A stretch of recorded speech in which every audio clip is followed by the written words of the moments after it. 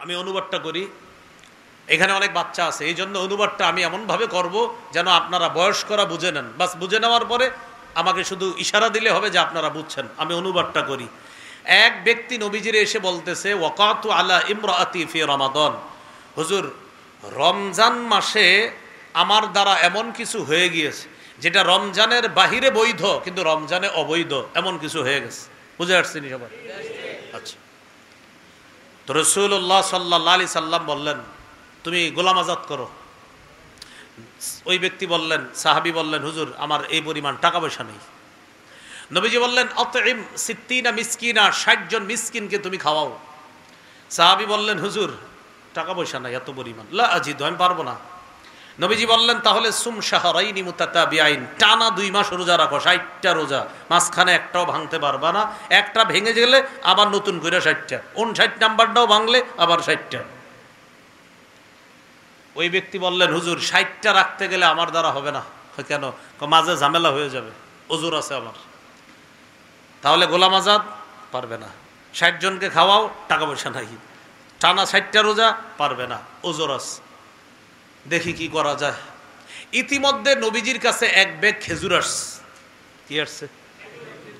নবীজি বললেন, ওই ব্যক্তি কোথায় যে ব্যক্তি একটু আগে মাসালা জিজ্ঞাসা করছে? হুজুর এই যে আমি, এদিকে আসো, খেজুরগুলা নাও, তাসাদ্দাক বিহা, এগুলা সদকা করে দিবা, আল্লাহ তোমাকে মাফ করে দিবে।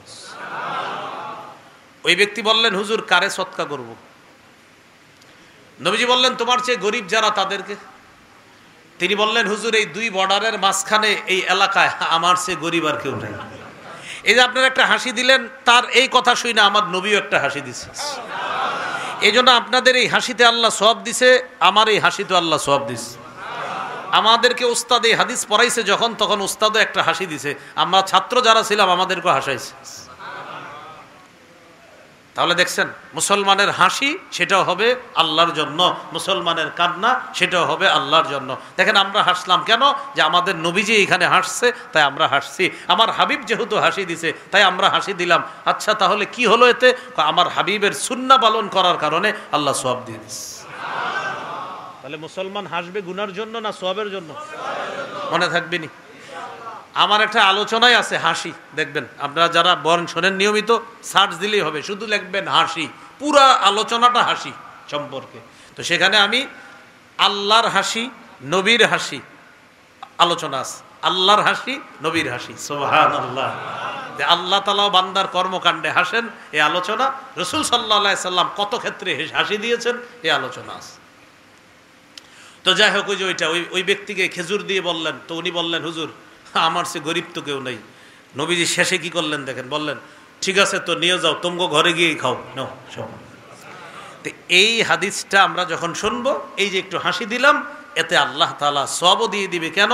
যে আমার হাবিব হাসি দিয়েছে, এখানে আমার হাবিবের উম্মত হাসি দিয়েছে, তাই নবীর সুন্নাহ পালন করার কারণে এখানে আল্লাহ সওয়াব দিবে। আল্লাহ আমাদেরকে কথাগুলা বোঝার তৌফিক দান করেন। তাহলে বলেন, মিথ্যা বলে কাউকে হাসাবো? প্রয়োজনে সত্য বলে হাসানো যাবে। কোথায়? যেখানে আমার হাবিবের সুন্নাহ পাওয়া যায়। আল্লাহ কথাগুলা বোঝার তৌফিক দান করেন। মনে আসেনি কোথায় ছিলাম? কোথায়? আবু হুরায়রা রাদিয়াল্লাহু তাআলা আনহুর হাত ধইরা নবী 5 জিনিস শিখাইতেছে, আর আপনারা ওই 5 জিনিস শিখবেন। 1 নাম্বার, হারাম থেকে বাঁচা। কি থেকে বাঁচা? হারাম থেকে বাঁচা। 2 নাম্বার, ওয়ারদা বিমা কাসামাল্লাহু লাকা তাকুন আগনান নাস। আবু হুরায়রা, আল্লাহ তোমাকে বন্টন করে যা দিয়েছেন এতে তুমি খুশি থাকো, তুমি মনের দিক থেকে এই পৃথিবীর মানুষের মাঝে সবচেয়ে ধনী মানুষ হয়ে যাবে। আপনার যা আছে খুশি, আলহামদুলিল্লাহ, আপনি ধনী মানুষ হয়ে যাবেন। আপনার বেতন 20,000, আপনি খালি 50,000 ওয়ালার বেতন নিয়ে টেনশনে আছেন, ও 50, আমার 20 কেন? আপনি এই টেনশনে আরো অসুস্থ হয়ে যাবেন। আপনার যখন 20,000 বেতন, আপনি মনে মনে ভাববেন, আমার রব আমাকে বন্টন করে 20 দিছে, ওরে বন্টন করে 50 দিছে। খোঁজ নিয়ে দেখবেন তার 50,000-এর খাত আছে আর আপনার 20,000-এর খাত। আল্লাহ আপনাকে 20,000-এর সমাধান করতেছে, তারে 50,000-এই সমাধান করতেছে। খাত অনুযায়ী রব দান করে। এখন বলবেন হুজুর না আমার তো 20,000-এর পরেও আমি ঝামেলা আছি। তাহলে আমি বলতে চাই আপনি ঝামেলায় ছিলেন না, হঠাৎ আপনি ছোট্টখাট্ট একটা সুদি কারবারে জড়িত হয়েছেন, এরপর থেকে আপনার ঝামেলা শুরু হয়েছে। কারণ আপনারে কারাজানি বুদ্ধি দিছে যে তুই একটা কিস্তি সিস্টেমে ওইটা কর। এবার কিস্তি সিস্টেমে ঢুকা শুরু করলেন, আপনার পিছনে গজব লাগা শুরু হয়েছে। আল্লাহ আমাদেরকে বুঝার তৌফিক দান করেন। এ হলো 2 নাম্বার, আল্লাহ যা দিয়েছে এতে খুশি থাকা। 3 নাম্বার, ওয়া আহসিন ইলা জারিকা তাকুন মুমিনা, প্রতিবেশীর সাথে উত্তম আচরণ করো, খাঁটি মুমিন হয়ে যাবা। আমি আজকে এখানে গাড়ি থেকে নামার পর হুজুরে সহ সবাই আমার সাথে মুসাফা সালাম, এখানে সবাই মুসাফা সালাম। যারা আমারে আজকে সালাম দিছে গাড়ি থেকে নামার পর, এদের মজায় অনেকে এরম আছে যেই ব্যক্তি গত 10 বছর প্রতিবেশীর সালাম দেয়নি, কিন্তু আমারে একটার জায়গায় 4টা-5টাও দিছে। আচ্ছা হুজুর ভালো আছেন তো, শরীরে ঠিক আছে তো? ওই ব্যক্তি প্রতিবেশীর এমন হয়েছে গত 5 বছর সালাম দেয়নি। কেন? প্রতিবেশী আমগো পাশের আব্দুর রহিম ভাই, এ তো আমগো ওই যে উত্তর পাড়ার ওই খোকনে, ওইটা ইউসুফ মিয়া, আরে কি সালাম দিব তো কারে? ওই বড় হুজুরে সালাম দিই। অথচ আল্লাহ রাসূল সাল্লাল্লাহু আলাইহি সাল্লাম বলেন, প্রতিবেশীর হক আদায় করো সালামের মাধ্যমে হলেও। কিসের মাধ্যমে হলো? কার হক আদায় করতে বলছে? প্রতিবেশীরে সালাম দেয় না কেন? আমগো পাশের ঘরেই থাকে, আরে কি সালাম দিব? ভাই প্রতিবেশীরে সালাম দেন। কারে? কই যে ওইটা, কই তো আমার ভাতিজা, তো ভাতিজারে সালাম দিবেন না? ওহো ভাই সালাম দেন, ওই যে ওই ছেলেটারে সালাম দেন। হুজুর হে তো আমার ছেলে। তা আপনি? আমি আব্বা। তো আব্বা হইলেন, ছেলের সালাম দিবেন না? বাপ ছেলেরও সালাম দিবে। আর ছেলে তুমি সালাম দাও না কেন? হুজুর তো আমার আব্বা। তো আব্বারে সালাম দিবেন না? আব্বারে সালাম দেয়। অথচ হাদিসের মধ্যে আসছে, একটু মুসাফা করেন তো হুজুর। 2 মুসলমান সালাম দিয়ে যখন এইভাবে মুসাফা করে, গাছের পাতা যেইভাবে ঝরে পড়ে যায়, তাদের গুনাহগুলা তারা পৃথক হওয়ার আগেই ঝরে পড়ে যায়। বাবার সাথে মুসাফা করে না কেন? শরম। আর মুয়ানাকা তো এটা তো প্রশ্নই আসে না, কারণ আব্বার সাথে মুয়ানাকা এটা কেমনে সম্ভব? কি শিখলাম বলেন? আব্বাকে সালাম দিতে হবে কিনা? বাবাকে সালাম দেওয়া, মাকে সালাম দেওয়া, স্ত্রীকে সালাম দেওয়া। নিজের স্ত্রীকে সালাম দেয় না, রাস্তাঘাটে মহিলাদেরকে সালাম দেয়। নিজের স্ত্রীকে সালাম কেন? হুজুর তো আমার সন্তানের মা। তো সন্তানের মা সালাম মানে শান্তি বর্ষিত হোক। আপনার বিবির শান্তি তো আপনি চান, সালাম মানে শান্তি বর্ষিত হোক। আমি আমার বাবার শান্তি চাই। সালাম মানে শান্তি বর্ষিত হোক। আমি আমার মায়ের শান্তি চাই। সালাম মানে শান্তি বর্ষিত হোক। আজকে থেকে আলেমদেরকেও সালাম দিব, বুজুর্গদেরকে সালাম দিব, মাকে সালাম দিব, বাবাকে সালাম দিব, আমার স্ত্রীকে সালাম দিব, প্রতিবেশীকে প্রতিদিন যতবার সাক্ষাৎ ততবার সালাম দিব। করা যাবে না ইনশাআল্লাহ? নবীজি বললেন, আহসিন ইলা জারিকা তাকুন মুমিনা, তুমি প্রতিবেশীকে সালাম দাও, খাঁটি মুমিন হয়ে যাবা। তাহলে এই এলাকার যারা আছেন ওয়াদা করেন, দৈনিক যতবার সাক্ষাৎ হবে, 5 বার হোক 10 বার সাক্ষাৎ হয়েছে, সকালবেলা সালাম দিবেন, 10 মিনিট পরে আবার সাক্ষাৎ সালাম দিবেন, 20 মিনিট পর আবার সাক্ষাৎ সালাম দিবেন। যতবার সাক্ষাৎ হবে হোক এলাকার পরিচিত, আজকে থেকে এটা আমরা জারি করবো ইনশাআল্লাহ। হাত তুলে বলেন, বলেন ইনশাআল্লাহ। বলেন প্রতিদিন প্রতিবেশীর সাথে, আপনজনের সাথে নতুন করে যতবার সাক্ষাৎ হবে ততবার সালাম দিব। বলেন ইনশাআল্লাহ। তাহলে কালকে ফজরে আসলেন, ফজরে আপনার ওই পাড়ার এক ভাইয়ের সাথে দেখা হয়েছে, আসসালামু আলাইকুম। আবার জোহরে এসে তার সাথে দেখা হয়েছে, আসসালামু আলাইকুম। আসরে দেখা হয়েছে, আসসালামু আলাইকুম। মাগরিবে দেখা হয়েছে, আসসালামু আলাইকুম। এশার নামাজে দেখা হয়েছে, আসসালামু আলাইকুম। এশার পরে সালাম দিছেন, সালাম দেওয়ার পরে 2 জনে বাজারে গেছেন, যাওয়ার পর একজনে ডানে গেছেন, একজন বামে গেছেন। 20 মিনিট পর আবার সাক্ষাৎ, আসসালামু আলাইকুম। আরে ভাই আপনি একটু আগে না আসছিলেন? হ্যাঁ বাজারে আসছিলাম। এই যে 20 মিনিট পর দেখা হইলো, আবার সালাম দিবেন। বিশ্বাস করেন এলাকাটা শান্তিময় একটা এলাকা হয়ে যাবে। তাহলে শুধু ঠিক না, ওয়াদা? ওয়াদা তো যতবার সাক্ষাৎ হবে ততবার সালাম দিব, কারণ আমরা প্রতিবেশীর হক আদায় করব, আমরা আত্মীয় স্বজনের হক আদায় করব। আল্লাহ তৌফিক দান করেন। হাদিসের মধ্যে আসছে, রাসূলুল্লাহ সাল্লাল্লাহু আলাইহি সাল্লাম বলেন, গোশত রান্না করলে ঝোল বাড়ায়া দাও। ঝোল কেন বাড়াইবা? কয় গোশত যখন রান্না করবা প্রতিবেশীর নাকে ঝোলের ঘ্রাণ যাবে। আমার উম্মত ঝোলের ঘ্রাণ শুনলে তার গোস্ত খাইতে মন চাইবে। তুমি হয়তো গোস্ত পাঠাইতে পারবা না, অন্তত একটু ঝোল পাঠাইয়া দিও, যেন ঝোল ভিজিয়ে রুটি ভাত খাইতে পারে। আমার উম্মতকে তুমি কষ্ট দিবা, আমি নবী তো এটা সইতে পারি না। কি বললেন? গোস্ত রানলে ঝোল বাড়ায়া দাও। আর যদি বলেন না হুজুর আমি কাউরে দিব না, তাহলে এমনভাবে আপনার স্ত্রীকে রান্না করতে বলেন যেন আশেপাশের ঘরে ঘ্রাণ না যায়। আব্দুল্লাহ ইবনে ওমর রাদিয়াল্লাহু তাআলা আনহুর বর্ণনা, এক ব্যক্তি ফল নিয়ে বাসায় আসছে। ফল প্রতিবেশীর বাচ্চা ফলটা দেখছে, দেখার পর ওই ফল নিয়ে আপনি ঘরে ঢুকলেন। আপনার স্ত্রী ফল কেটে আপনার বাচ্চার হাতে দিছে ফলটা। সাধারণত বাচ্চারা হাতে কিছু দিলে ওরা দৌড় দিয়ে বাইরে চলে আসে, বাইরে এসে ফল খাইতেছে। আরেকজনের বাচ্চা আপনার বাচ্চার হাতে ফল দেখার পর ওই শিশু সন্তানটা মনে মনে আসবে, ওর বাবা ফল আনছে, আমার আব্বা ফল আনে নাই। আল্লাহ রসুল কষ্ট পায়, আমার উম্মতের একজন শিশু সন্তান তোমার শিশু সন্তানের হাতে ফল দেখে কষ্ট পাবে, আমি নবী তো এটা সইতে পারি না। যদি বলো ফল দিবা না, তাহলে এমনভাবে ফল ঘরে ঢুকাও যেন বাহিরের কেউ না দেখে। আর যদি বলো দিবা, তাহলে তরমুজটা ফলটা দেখায় নাও। আর যদি বলো দিবা না, এমনভাবে নাও যেন কেউ না দেখে।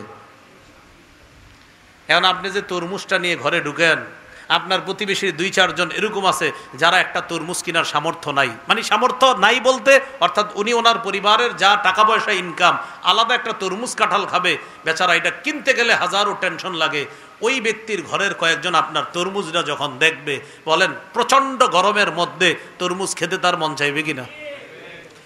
যদি বলেন আমি দিব, তাহলে দেখায় নিয়েন তরমুজটা। আর যদি বলেন না আমি কাউরে দিব না, কালো পলিথিন দিয়ে নিবেন, যেন বোঝা না যায় এটা কি তরমুজ না ফুটবল। কথার কথা বললাম, ভাই বুঝে আসছে? এই প্রতিবেশীর হক। 4 নাম্বার, ওয়া আহিব্বা লিন্নাস মা তুহিব্বু লিনাফসিকা তাকুন মুসলিমা। তুমি নিজের জন্য যা পছন্দ করো, মানুষের জন্য তা পছন্দ করবা, খাঁটি মুসলমান হয়ে যাবা। এই রাস্তা দিয়ে হাঁটতেছেন, হাঁটতে হাঁটতে হঠাৎ একটা কলার সিল্কার মধ্যে আপনার পা লেগে আপনি পিছলে পড়ে গেছেন।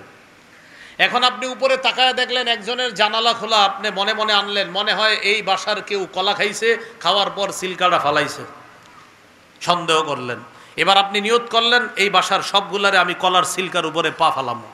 ঘরের মেন দরজায় নিয়ে কলার সিলকাটা রেখে দিলেন। হাদিসের ভাষ্য অনুযায়ী আপনি খাঁটি মুসলমানের পরিচয় দেননি।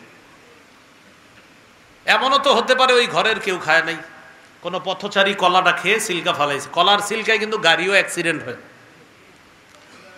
আপনার পায়ের মধ্যে একটা ইটের টুকরা লাগছে, আপনি চিন্তা করলেন এই ইটের টুকরাটা কে ফালাইলো। আপনি অন্য মুসলমানদেরকে শাস্তি দেওয়ার জন্য ইটের টুকরাটা তাদের বাসার সামনে নিয়ে রেখে দিলেন, খাঁটি মুসলমানের পরিচয় দিলেন না। বুখারীর বর্ণনা, রাসূলুল্লাহ সাল্লাল্লাহু আলাইহি সাল্লাম বলেন, কেউ যদি রাস্তা থেকে কষ্টদায়ক বস্তু সরিয়ে দেয় এই নিয়তে যে আমার কোনো মুসলমান ভাই বোন যেন কষ্ট না পায়, কলার সিলকা সরিয়ে দিলেন। কেন? আমার কোনো ভাই বোন যেন কষ্ট না পায়। ইটের টুকরা সরিয়ে দিলেন, এই মসজিদের কোনো মুসল্লি যেন কষ্ট না পায়। মসজিদে কাজ হইতেছে, স্বাভাবিকভাবে ইটের টুকরা মসজিদের পাশে থাকাটা স্বাভাবিক। এখান থেকে ইটের টুকরা সরাইয়া দিলেন যে আল্লাহর বান্দাবান্দিরা যেন কষ্ট না পায়। নবীজি বলেন, গফারাল্লাহু লাহু মা তাকদ্দামা মিন যামবি, ওই বান্দার আগের সব গুনাহ আল্লাহ মাফ করে দিবেন। তাহলে খাঁটি মুসলমান হওয়া, যা নিজের জন্য পছন্দ করা, অন্যের জন্য তা পছন্দ করা। 5 নাম্বার, ওয়ালা তুকসিরিদ দিহকা ফাইন্না কাসরাতাদ দিহকি তুমিতুল কলবা। আবু হুরায়রা, বেশি হাসবা না, বেশি হাসি অন্তরকে মৃত বানিয়ে দেয়। বেশি হাসবা না, বেশি হাসি অন্তরকে মৃত বানিয়ে দেয়। এই 5টা উপদেশ দিলেন। তাহলে কি শিখলাম? মুসলমান ভাইয়ের ক্ষতি চাওয়া হারাম। মুসলমান ভাইয়ের ক্ষতি চাওয়া কি? প্রতিবেশীকে কষ্ট দেওয়া হারাম। প্রতিবেশীকে কষ্ট দেওয়া হারাম। আল্লাহর ফয়সালায় সন্তুষ্ট না হওয়া, এটা অকৃতজ্ঞ বান্দা হওয়ার লক্ষণ, এটা হারাম। এই হারামগুলা থেকে যখন বাঁচবো, আল্লাহ নবী বলেন তুমি এই পৃথিবীর সবচাইতে শ্রেষ্ঠ আবেদ হিসাবে গণ্য হয়ে যাবা। তাহলে বেঁচে থাকবো তো ইনশাআল্লাহ। আল্লাহ তৌফিক দান করেন। এই হলো আজকের আলোচনার 5 নাম্বার কথা। কয় নাম্বার কথা? আমি 5টা আবার বলি, দেখেন মনে হয়নি আপনার। 1 নাম্বার, নগদ গুনাহ ছেড়ে দিব। 2 নাম্বার, নতুন করে গুনাহ করব না। 3 নাম্বার, কবিরা গুনাহগুলা ছেড়ে দিব, আল্লাহ সগীরা গুনাহ মাফ করবে। 4 নাম্বার, আমার কখনো কোনো গুনাহ হয়ে গেলে সবাইকে বলে বেড়াবো না, প্রয়োজনে গুনাহটা যদি আমি ছাড়তে না পারি কোনো ব্যক্তিগতভাবে কোনো আলেমকে জানাবো, আল্লাহওয়ালা বুজুর্গকে জানাবো, এটা থেকে বাঁচার জন্য। 5 নাম্বার, হারাম থেকে যদি বেঁচে থাকতে পারি তাহলে আল্লাহর শ্রেষ্ঠ আবেদ হওয়া যাবে। 6 নাম্বার, বলেন এই মুহূর্ত থেকে যে কোনো গুনাহকে পাহাড়ের মতো মনে করব। এবার আমার সাথে বলেন, মুমিন বান্দা গুনাহকে মনে করবে পাহাড়, পাপাচার বান্দা গুনাহকে মনে করে মাসি। বুখারীর বর্ণনা, রাসূলুল্লাহ সাল্লাল্লাহু আলাইহি সাল্লাম বলেন, ইন্নাল আবদা মুমিনা ইয়ারা যুনুবাহু কাআন্নাহু কাঈদুন তাহতা জাবাল। আব্দুল্লাহ ইবনে মাসউদ রাদিয়াল্লাহু তাআলা আনহুর বর্ণনা, মুমিন বান্দা গুনাহকে মনে করে পাহাড়, এই পাহাড়ের নিচে সে বসা, পাহাড় তার উপরে পড়বে, সে মারা যাবে। আজকে থেকে কোনো পাপ করার আগে যদি আপনার মনে হয় ইন্না লিল্লাহ, আমি এটা কি করতেছি, আমার তো এই পাপ শেষ করে দিবে, বোঝা যাবে আপনি মুমিন, খাঁটি মুমিন। পাপ করার সময় আপনার মনে হচ্ছে ইন্না লিল্লাহ, এই পাপ আমারে ধ্বংস করবে, বোঝা যাবে আপনি খাঁটি মুমিন। এবার কি বলে দেখেন, ইন্নাল ফাজিরা ইয়ারা যুনুবাহু কাযুবাবিন মাররা আলা আনফিহি। পাপাচার বান্দা গুনাহকে মনে করে মাসি, পাপাচার বান্দা গুনাহকে মনে করে মাসি। মাসি নাকের ডগার সামনে দিয়ে যায় আর আসে, গুনাহ মনে করে মাসির মতো।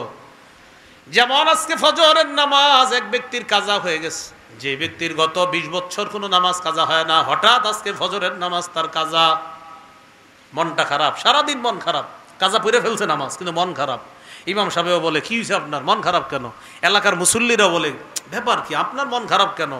চোখের পানি ছেড়ে দিয়ে হঠাৎ ইমাম সাহেবরে চুপে চুপে জানাইছে, হুজুর গত 20 বছর আমার জামাত ছোটে নাই, আমার একক তো নামাজ কাজা হয় নাই, আজকে নামাজ আমার কাজা হয়ে গেছে, এই পেরেশানি আমার সারাদিন কাজ করতেছে। এই জন্য হাদিসে আসছে, ইমানদার গুনারে মনে করে পাহাড়। ফজর উনি কাজা হয়ে গেছে, এটাকে তার কাছে মনে হচ্ছে যে এই পৃথিবীর সবচাইতে দামি সম্পদ আমি হারিয়ে ফেলছি। বিপরীত দিকে অনেক লোক আছে এলাকায়, যারে আপনি ফজর না পড়ার পরে যদি বলেন ফজর বললা না কেন, পড়ি নেই তো কি হয়েছে, কালকে পড়মু, কালকেও পড়ে নাই, কি ব্যাপার বললা না, পড়ি নেই, কি হয়েছে? জোহরও পড়ে না, এই মিয়া জোহর বললা না, পড়ি নাই, পড়মু। পুরা সপ্তাহ নামাজ পড়ে না, আপনি বললেন পড়লা না, পড়ি নেই, শুক্রবারে নামাজ পড়বো। তো শুক্রবারে জুমার নামাজটাও পড়ে না, কিও ভাই জুমা বললা না, আগামী জুমা পড়বো। অর্থাৎ তার কাছে নামাজ না পড়াটা মাসি, তার কাছে নামাজ না পড়াটা মাসি, পড়ি নেই তো কি হয়েছে। আর একজন ইমানদারের কাছে একক তো নামাজ কাজা হয়ে যাওয়া পাহাড়, যে এটা আমার শেষ করে কি হইল আমার। আর একজন পাপাচারের কাছে নামাজ না পড়া, ওই যে বললাম, ওরে জিজ্ঞাসা করবেন, ভাই চলেন নামাজে চলেন, লুঙ্গিটা ভালো না, মানে বলে দিল আর কি, ভাই চলেন আসতেছি আপনি যান। কালকে গেছেন ভাই, আপনি না ওয়াদা করছেন গতকালকে যাবেন, যাই নেই, যাবো পরে। পাপাচারের কাছে নামাজ ছেড়ে দেওয়াটা মনে হবে মাসি, এটা কোনো ব্যাপার না। আজকে থেকে নিজের পরীক্ষা করবেন, একক তো নামাজ ছুটে গেলে যদি আপনার মনে হয় যে এটা আমি কি করলাম, ছি ছি আমি এটা কি করলাম, তাহলে বোঝা যাবে আপনি খাঁটি মুমিন হওয়ার দিকে আছেন। আর যদি নামাজ কাজা হওয়ার পরে আপনার মনে হয় কি হয়েছে, পড়ি নেই, কালকে পড়বো, বুঝতে হবে আপনার মধ্যে পাপাচারিতা রয়ে গেছে। আল্লাহ আমাদেরকে খাঁটি মুমিন হওয়ার তৌফিক দান করেন। তাহলে বলেন তো, আজকে থেকে গুনাহকে মনে করব কিসের মতো? এইগুলো আজকের আলোচনার 6টা কথা। হাসান বসরি রহমতুল্লাহি আলাইহি বলেন, মা আবাদাল আবিদুনা বিশাইইন আফজালা মিন তারকি মা নাহাহুমুল্লাহ। আল্লাহর ওলির জীবনের শ্রেষ্ঠ ইবাদত হলো গুনাহ না করা। সুবহানাল্লাহ। বলেন তো, একজন আল্লাহর ওলির জীবনের শ্রেষ্ঠ ইবাদত কি করা? আল্লাহর ওলির জীবনের শ্রেষ্ঠ ইবাদত তাহাজ্জুদ পড়া, কি করা? আবার আল্লাহর ওলির জীবনের শ্রেষ্ঠ ইবাদত কি না করা? আল্লাহ আমাদেরকে গুনাহ থেকে বাঁচার তৌফিক দান করেন। এইগুলো আজকের আলোচনার প্রথম পার্ট। দ্বিতীয় পার্টটা সংক্ষেপে আমি বলে দিচ্ছি। গুনাহ থেকে বাঁচার উপায়। গুনাহ থেকে বাঁচার 1 নাম্বার উপায় আখিরাতের ফিকির অন্তরে তৈরি করা। আখিরাতের ফিকির তৈরি করি। দেখেন আমার দিকে তাকান, আমার এই ঘড়িতে 11:31 বাজে। চিন্তা করলাম আগামীকাল 11:31 আমি দুনিয়াতে থাকবো, কোনো নিশ্চয়তা আছে? না, নিশ্চয়তা নেই। তাহলে আমি যদি না থাকি কি হবে? আমি কবরে থাকবো। আচ্ছা, কবরে আমার আত্মীয় স্বজন রেখে আসবে? হ্যাঁ। কি যাবে? হাদিসে আছে তিনটা জিনিস কবর পর্যন্ত যাবে, দুইটা চলে আসবে, একটা যাবে। কি কি যাবে? আমল যাবে, সম্পদ যাবে, পরিবার যাবে। আচ্ছা, কারা চলে আসবে? পরিবার চলে আসবে, সম্পদ চলে আসবে, আমল যাবে। তার মানে আমি আগামীকাল 11:31 এমন হতে পারে কবরে থাকবো, আমার সাথী হবে আমল। আচ্ছা, আমল হলে তারপর কি হবে? ফেরেশতা আসবে 2 জন, আসার পর প্রশ্ন করবে 3টা, করার পর যদি সঠিক উত্তর দিতে পারি তাহলে আমার কবর হবে জান্নাতের বাগান। আচ্ছা, আল্লাহ না করেন যদি না পারি, কবর হবে জাহান্নামের টুকরা। আখেরাতের ফিকির তৈরি করা, এইভাবে আখেরাতের ফিকির তৈরি করা। যখন এটা তৈরি করবেন দেখবেন আপনার দ্বারা গুনাহ ছেড়ে দেওয়া সহজ হবে। আপনি 24টা ঘন্টা আখেরাতের ফিকির করেন, দেখবেন আগামী 24 ঘন্টা আপনার গুনাহ কম হয়েছে কালকে থেকে। সত্যি আপনি চিন্তা করেন, কোনো ডাক্তার আপনাকে বলে দিল তুমি আর 42 ঘন্টা, তোমার সর্বোচ্চ তুমি 24 দুগুণে কত 48 ঘন্টা তুমি থাকতে পারো। 48 ঘন্টা পরে আস্তে আস্তে তোমার শরীরটা ড্যামেজ হয়ে যাবে, এরপর তুমি দুনিয়া থেকে চলে যাবা। আমরা পরীক্ষা নিরীক্ষায় দেখলাম তোমার শরীরে অনেক পার্টস পুস ইতিমধ্যে শেষ। 48 ঘন্টার মধ্যে তোমার পুরো শরীরটা ড্যামেজ হয়ে যাবে, তুমি মৃত্যুর দিকে এগিয়ে যাবা। আচ্ছা বলেন তো, এই 48 ঘন্টা আপনার কেমন হবে? আপনি বাড়িতে আসার পর আপনার আব্বা বকা দিবে, আপনি কিচ্ছু বলবেন না, কারণ মনে মনে বলবেন আব্বা আপনার যত পারেন বকা দেন। আপনার আম্মা আপনার সাথে কিছু বললেও আপনি বলবেন আম্মা যা পারেন বলেন। বন্ধুরা আজকে আপনাকে অনেক কিছু বলতেছে অন্য দিনের মতো, বেটা তুই এই তুই সেই, আপনি বন্ধুদের দিকে হাসি মুখে তাকায় আছেন, তোরা বল, অনেক কিছু বল, যা পারস বল। কেন? আপনার মাথায় ঢুকে গেছে 48 ঘন্টা পরে আমারে পাবি না তোরা। আপনার ভাই বোনেরা সবাই আপনারে অনেক কিছু বলতেছে, কিচ্ছু বলেন না। কি চিন্তা করলাম যে ডাক্তার বলে দিছে আমার শরীর ড্যামেজ হয়ে যাচ্ছে, সর্বোচ্চ 48 ঘন্টায় শরীর সাপ্লাই হতে পারে, এরপর আমি মারা যাব। তার মানে এটা ডাক্তার বলার কারণে 48 ঘন্টা আপনি কোনো পাপ করছেন না, আপনি কারোর সাথে কোনো রিয়েক্ট করছেন না, আপনারে কেউ 2-4টা গালি দিলেও পাল্টা কিছু বলতেছেন না, বন্ধুরা এত জ্বালাতন করতেছে আপনি কিছু বলেন না, গুনাহ করেন না, মন চাইতেছে গুনাহ করার মনও চাইতেছে না। কেন? কারণ আপনার টেনশন অন্যদিকে। আজান দিছে, নামাজে এসে গেছেন, নামাজ পড়ছেন, মসজিদে বসে আছেন, ইমাম সাহেব মুয়াজ্জিন সাহেব বলতেছে কি ব্যাপার বাড়িতে যাবেন না? ও হুজুর হ্যাঁ জি যাবো, মানে হুজুরের সাথে বলতেছেন যাবো, আরো কিছুক্ষণ থাকি হুজুর। জি থাকেন। আপনি মসজিদ থেকে বের হইতে মন চাইতেছে না, বুঝাইতে চাইলাম 48 ঘন্টা ডাক্তার বলল তোমার শরীর ড্যামেজ হয়ে যাবে, আপনার আর কিচ্ছু মন চাইতেছে না, আল্লাহ তো বলে দিছে তোমার যে কোনো মুহূর্তে মৃত্যু হয়ে যাবে। সেটা কেন আপনার মাথায় আসে না? 5 মিনিট পরে আমি দুনিয়াতে থাকবো কিনা এটার কোনো নিশ্চয়তা নাই, সুতরাং আমার এই 5 মিনিট কেমন হওয়া উচিত? এই জন্য আপনি মাথায় রাখবেন আগামীকালের ফজরের আগে আমি দুনিয়াতে থাকবো কিনা আমি জানি না, আগামীকালের ফজর আমার শেষ ফজর হতে পারে। ফজর পড়ে ফেললেন, মাথায় আনবেন আজকের জোহর আমার জীবনের শেষ জোহর হতে পারে। জোহরটা আপনি কেমনভাবে পড়বেন বলেন তো? ওই যে ডাক্তার বলছে 24 ঘন্টা পর তোমার শরীর ড্যামেজ হবে, ওর নামাজগুলা কত সুন্দর হবে। আল্লাহু আকবার, কত সুন্দরভাবে নামাজ পড়বে, একটু এদিক সেদিক হবে না, আল্লাহর কাছে কত বিনীতভাবে নামাজটা আদায় করবে, কারণ আমি তো থাকবো না, আল্লাহ নামাজটা কবুল করেন। তো আপনি ফজরটা মনে করবেন আমার জীবনের শেষ ফজর, জোহরটা মনে করবেন আমার জীবনের শেষ জোহর, আসর মনে করবেন আমার জীবনের শেষ আসর, মাগরিব মনে করবেন আমার জীবনের শেষ মাগরিব, এশাকে মনে করবেন আমার জীবনের শেষ এশা। এইভাবে আখেরাতের ফিকির তৈরি করেন, গুনাহ ছেড়ে দেওয়া সহজ হবে। এ হলো 1 নাম্বার। গুনাহ মাফের 2 নাম্বার উপায় খাঁটি তওবা করা। খাঁটি তওবা কারে বলে? মন থেকে অনুতপ্ত হওয়া, আল্লাহ আমি যা করছি ছি ছি এগুলো ঠিক করি নাই, এটাই খাঁটি তওবা। সূরা তাহরিমের 8 নম্বর আয়াত 28-20 নম্বর পৃষ্ঠা আল্লাহ তাআলা বলেন, ইয়া আইয়ুহাল্লাযীনা আমানু তুবু ইলাল্লাহি তাওবাতান নাসুহা, হে ঈমানদারগণ তোমরা খাঁটি তওবা করো, আশা করা যায় তোমাদের রব তোমাদের জিন্দেগীর সমস্ত গুনাহগুলো মাফ করে দিবেন। তাহলে 2 নাম্বার উপায় কি? তওবা করা, খাঁটি তওবা। এবার আমার সাথে একটু বলতে হবে আপনাদের, বলেন 4টি শর্তে তওবা কবুল হয়। কয় শর্তে তওবা কবুল হয়? বলেন 1 গুনাহ থেকে ফিরে আসা, 2 গুনাহের উপর অনুতপ্ত হওয়া, 3 দৃঢ় প্রতিজ্ঞা করা আমি ভবিষ্যতে এই গুনাহ আর করব না, 4 আমার জিম্মায় কোনো বান্দার হক থেকে থাকলে হক আদায় করে দেওয়া। হ্যাঁ, এটা কিন্তু গুরুত্বপূর্ণ। অতীতের গুনাহ থেকে ফিরে আসা, 2 নাম্বার গুনাহের উপর অনুতপ্ত হওয়া, 3 নাম্বার অঙ্গীকার করা ভবিষ্যতে এই গুনাহ করব না, 4 নাম্বার আমার জিম্মায় কোনো হক থেকে থাকলে এই হকগুলা আদায় করে দেওয়া। মনে থাকবে তো ইনশাআল্লাহ? গুনাহ মাফের 3 নাম্বার একটা উপায় যেটা আপনি সার্বক্ষণিক করতে পারেন, একদম 24টা ঘন্টা। বলেন আমার সাথে, আস্তাগফিরুল্লাহ, আস্তাগফিরুল্লাহ, আস্তাগফিরুল্লাহ। যতবার ইস্তেগফার পড়বেন ততবার আপনার গুনাহ আল্লাহ মাফ করবে। তাহলে 3 নাম্বার উপায় ইস্তেগফার পড়া, এটা আমরা পড়ব। সূরা আলী ইমরানের 135 নম্বর আয়াতে আছে, ওয়াল্লাযীনা ইযা ফাআলু ফাহিশা আও যালামু আনফুসাহুম যাকারুল্লাহ ফাস্তাগফিরু লিযুনুবিহিম ওয়া মান ইয়াগফিরুয যুনুবা ইল্লাল্লাহ ওয়া লাম ইউসিররু আলা মা ফাআলু ওয়া হুম ইয়ালামুন। কেউ গুনাহ করে ফেললো, সাথে সাথে আল্লাহকে স্মরণ করলো, আল্লাহর কাছে ক্ষমা চাইলো, আর জেনে বুঝে এই গুনাহ ভবিষ্যতে না করার অঙ্গীকার করলো, আল্লাহ বলেন তাকে মাফ করার জন্য আমি আল্লাহ আছি, আমি আল্লাহ তার গুনাহগুলো মাফ করে দিব। মনে থাকবে তো ইনশাআল্লাহ? এই 3টা উপায় মনে রাখবো। বলেন, 1 নাম্বার আখিরাতের ফিকির তৈরি করা, 2 নাম্বার খাঁটি তওবা করা, 3 নাম্বার বেশি বেশি ইস্তেগফার পাঠ করা।